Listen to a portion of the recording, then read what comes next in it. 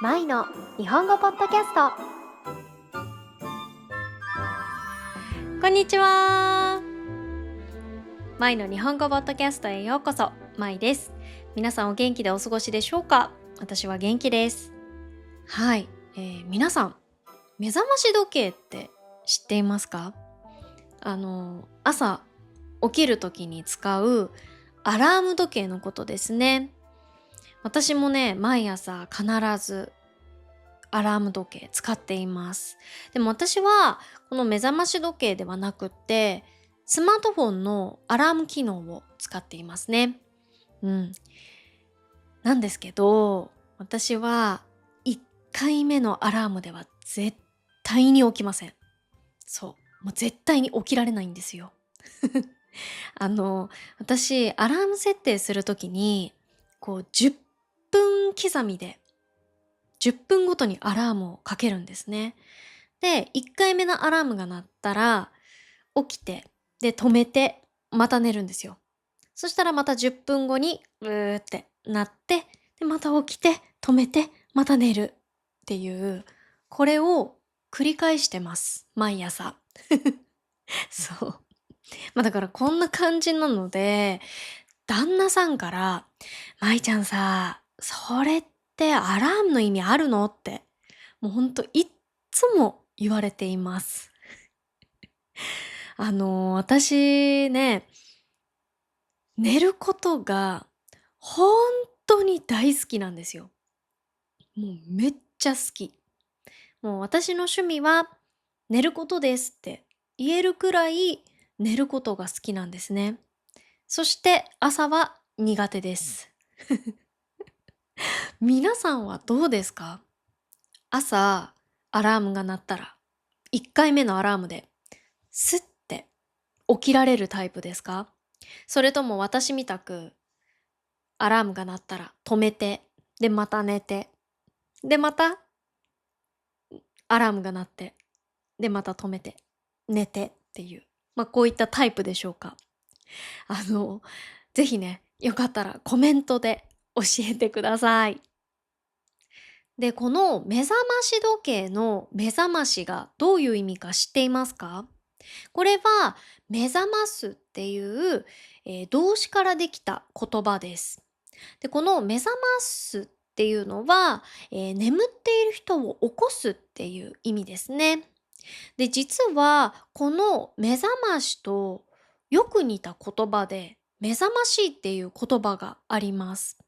で、この2つ本当によく似ているので、同じように見えるんですけど、でも実は意味は違うんですね。この目覚ましいっていうのは、驚くほど素晴らしいとか、著しいっていう意味です。で、この著しいっていうのは、変化とか違いが誰が見てもはっきりわかるくらい大きいっていうことです。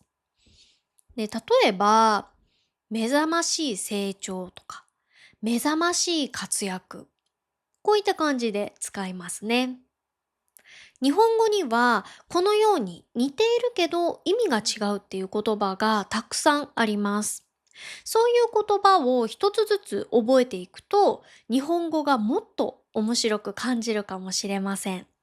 そしてこのマイの日本語ポッドキャストと一緒にコツコツコツコツ勉強を続けていけば、皆さんの日本語も目覚ましい成長を見せてくれると思います。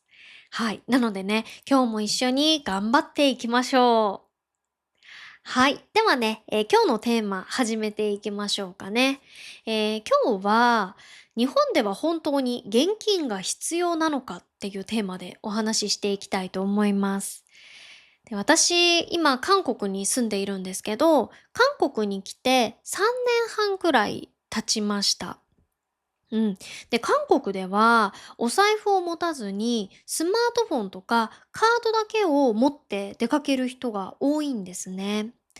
で、本当に、私もね、その韓国の生活に慣れたので、私も今ではほぼ現金は持ち歩きません。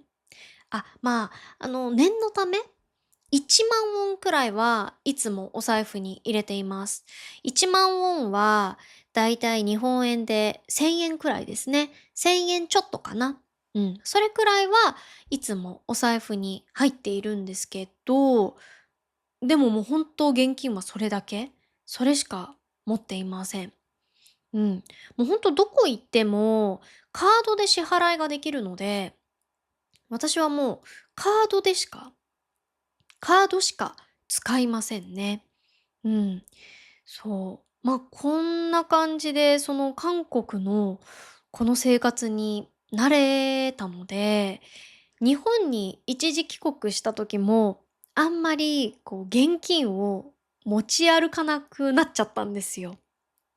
そう。でも、日本では今も現金しか使えませんっていうお店が結構あるんですよね。うん。皆さんの国では普段どんな方法で支払いをしていますか？現金ですかね？それともクレジットカードとかスマートフォンで支払いをしていますか？日本もね、最近ではキャッシュレス化、現金を使わない、電子決済が進んではいるんですけど、それでもやっぱり今も現金しか使えませんっていう、現金が必要になる場面があるんですよね。ということで、今日のポッドキャストもぜひ最後まで聞いていただけると嬉しいです。そしてこの前の日本語ポッドキャストではメンバーシップもやっています。興味がある方はぜひ概要欄をチェックしてみてください。はい。ではまず最初に、日本にはなんで現金しか使えないお店が今でも結構あるのかっていう理由についてお話ししていきたいんですけど、日本で現金が必要なのは、キャッシュレス化が遅れているからっていうだけではないんですね。現金しか使えないっていうのにはいくつかの理由があります。まず、日本で現金を持っていた方がいいって言われている理由の一つに、災害や通信障害への備えっていうのがあります。クレジットカードとか電子マネー、スマートフォン決済とかってすごく便利ですよね。ただ、そういったキャッシュレス決済っていうのは、電気とかインターネットを利用して、そういった環境が必要じゃないですか。で、日本は地震とか大雨、台風とか、そういった自然災害が多い国って言われているんですね。なので、地震とか台風が起きた時、その災害によって停電が起きたり、あとインターネットとか、携帯電話、スマートフォンの、通信が不安定になったりすると、お店の決済端末、支払いする機械が動かなくなることがあります。うん。でも、現金だったらすぐ支払いができるじゃないですか。だから、お店さえ営業していて、その商品とお釣りがあれば、その場で支払うことができますよね。うん。なので、日本では防災グッズと一緒に非常用の現金を準備している人もいるんですね。大きいお金だけじゃなくって、大きいお札だけではなくって、千円札とか小銭も用意しておくと、お釣りが足りない時にも使いやすいと言われています。うん。でもね、現金を持っていれば絶対に安心っていうわけでもないかなって思いますね。なんでかっていうと、本当に大きい災害が起きると、お店自体が営業できなくなったり、あと商品の在庫がなくなったりすることもあります。そう。でも、念のため念のため、災害とか、あとは通信障害が起きた時に備えて、カードとかスマートフォンだけではなくて、ある程度の現金も持っておくと安心かなって、思いますね。あともう一つの理由が、日本では現金だけでもそれほど困らない環境が長く続いてきたからなんですね。現金があれば、ほとんどの場所で支払いができますよね。クレジットカードとか電子マネーが使えないお店はあったとしても、現金が、逆にね、現金が全く使えませんっていうお店は、日本では、そんなに多くありません。なので、現金を使っている人からすると、今まで現金だけで困らなかったから、これからも現金が使えるなら、そのままでいいやって、そう思う人もいるのかなって思いますね。あとは、日本では現金に安心感を持っている人も結構多いです。カードとかスマートフォンで支払うよりも、実際に現金で支払った方が安心みたいなね。うん。現金の場合、お財布の中を見たら、あといくら残っているかっていうのが一目でわかるじゃないですか。例えば、お財布に1万円を入れて出かけたとします。で、帰る時にお財布確認したら3000円しか残ってなかったら、あ、今日は7000円使ったんだってすぐわかるじゃないですか。でも、クレジットカードとかスマートフォンで支払うと、実際にお金を渡しているっていう感覚があまりないですよね。もうピッて、タッチとかで済んでしまうので、そう。だから気づかないうちに、結構お金を使っちゃうっていう、そういった人もいますね。もちろんね、キャッシュレス決済でも、アプリとか、アプリを開けば、今日いくら使ったかとか、利用した金額をすぐ確認することはできますけどね。それから、日々の習慣も関係しているかなと思います。ずーっと現金で支払ってきた人たちにとっては、新しく決済アプリをダウンロードしたり、あとはクレジットカードとか、銀行口座とかを登録したりすることを、ちょっとめんどくさいなって感じる人もいるんですよね。そう。で、日本にはクレジットカード、交通系 IC カード、電子マネー、QR コード決済とか、本当にたくさんの支払い方法があります。で、お店によって使えるものも多少違うので、結局どこでも使える現金が一番楽だよねって考える人もいるんですね。現金だけでもそんなに困らない環境が長く続いてきたので、急いでキャッシュレスに変える必要がないって、そう感じる人も多いんじゃないかなって思いますね。じゃあ実際にどんなところで、日本のどんな場所でクレジットカードとか電子マネーが使えないかっていうのをね、お話ししていきたいと思うんですけど、でも最初にお伝えしておきたいんですけど、これから紹介する場所が、全部現金払いしかできないっていうわけではありません。最近はキャッシュレス決済に対応している場所も増えてきています。ただ、今でも現金が必要になる可能性が比較的高い場所をご紹介していきたいと思います。まずは個人で経営している小さなお店です。例えば、昔ながらの定食屋さんとか、ラーメン屋さん、あと、喫茶店とか、あとは商店街にある個人経営の小さなお店とかですね。チェーン店ではクレジットカードとか電子マネーが使えるお店が多いんですけど、個人経営のお店ではお支払いは現金のみですって言われることがあるんですね。はい。あとは、券売機が置かれているお店です。日本のラーメン店とか、そば、うどん屋さん、あと食堂とかでは、注文する前に、まず券売機で食券を購入してから、注文するっていう、そういった、食券を買うっていうことがあります。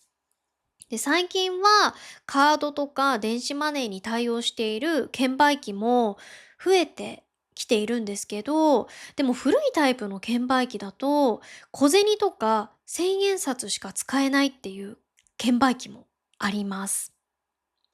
お店に入ってからカードが使えないとか、あと1万円札も使えないっていう、こういったことに気づくこともあるので、ちょっとこれは注意が必要かなと思います。あとは神社やお寺ですね。神社やお寺ではお賽銭を入れたり、お賽銭っていうのは神社やお寺でお参りをするときに神様とか仏様にお供えをするお金のことですね。そう、お賽銭を入れたり、あとはおみくじを引いたり、あとお守りを買ったりしますね。で、最近はキャッシュレス決済に対応している神社とかお寺も、あるんですけど、でも今でも現金を使うことが多い場所かなって思いますね。特にお賽銭とかおみくじでは必ず小銭が必要です。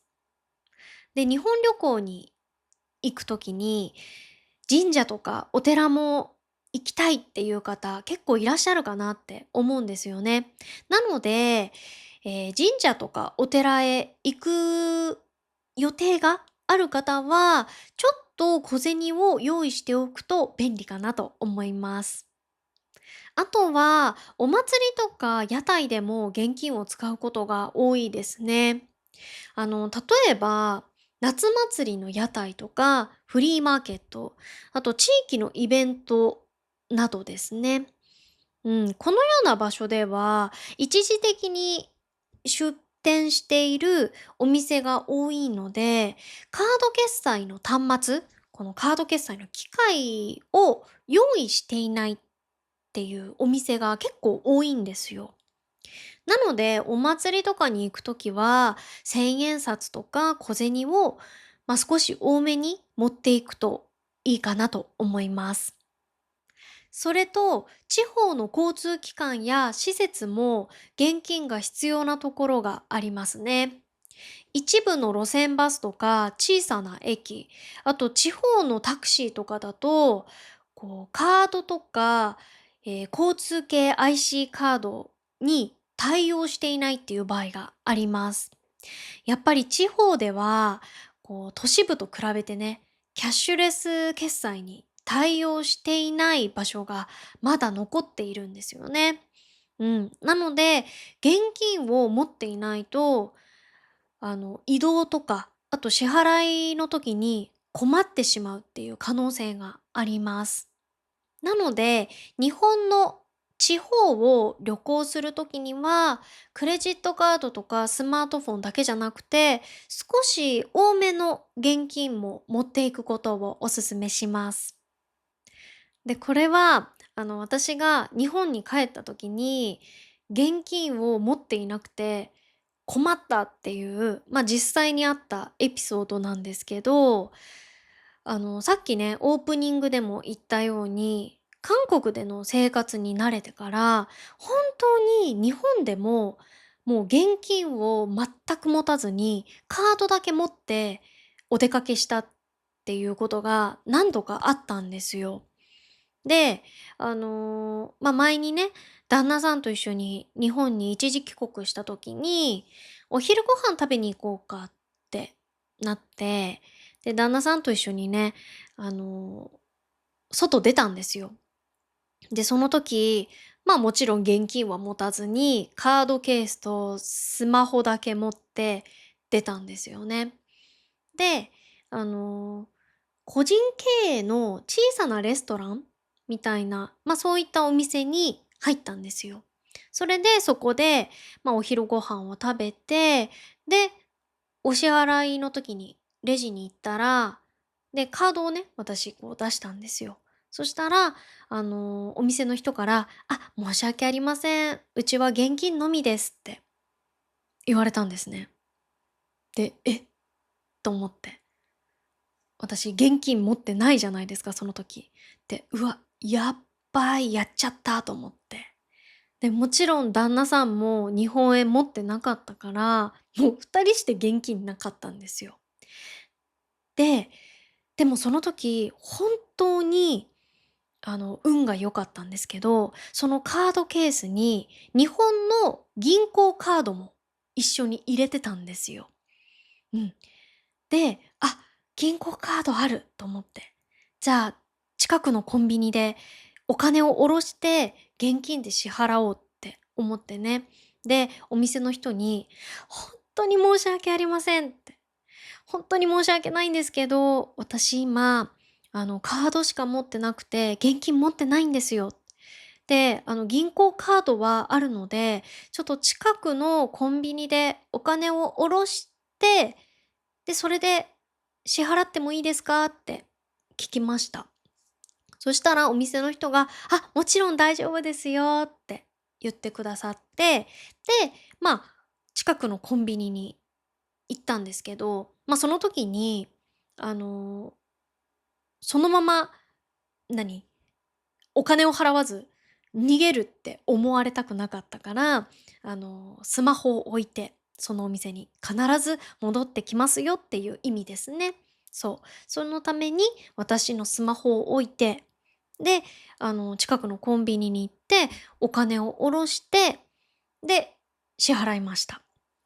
うん。それで、なんとかね、その時は現金で払うことができたんですけど、だからほんとに、銀行カードを持ってて良かったなって思いましたね。でも、あの、他の国はどうかわからないんですけど、日本って、この銀行でお金を下ろす時に、場合によっては手数料がかかるんですよ。数百円。うん。韓国だとね、銀行でお金を下ろしても一切手数料かからないんですけど、日本は、その、無料の時間帯が決まっていて、その時間外にお金を下ろしてしまうと手数料がかかったり、あとは、その自分が使っている銀行とは別の銀行でお金を下ろしたり、あとはコンビニでお金を下ろしたりすると、手数料がかかるんですよ。うん。不思議ですよね。自分のお金なのに。そう。で、その時も私は近所のコンビニでお金を下ろしたので、もちろんその時も手数料取られました。210円くらい取られたかな。うん。で、私本当にその銀行で手数料を取られるのが本当にもったいないって思うタイプなので、絶対に無料の時にしかお金を下ろさない下ろさないんですけど、その時は本当に仕方ないですよね。手数料取られてしまって。だからもう、そういうのも経験して、その時に本当に思いました。ああ、日本に帰ってくる時には、絶対に現金を持ち歩かなきゃダメだって。うん、本当に感じました。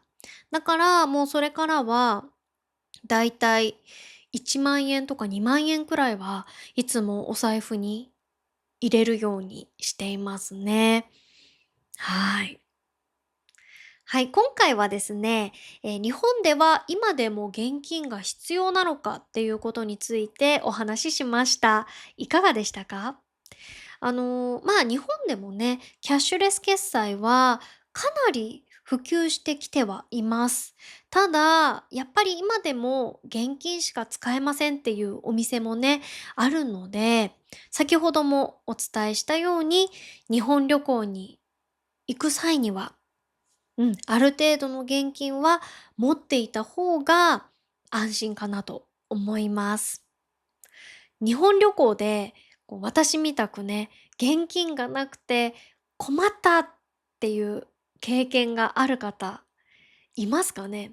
もしいたら、ぜひコメントで教えてください。はい、それでは本日も最後まで聞いてくださってどうもありがとうございました。また次のポッドキャストでお会いしましょう。バイバーイ。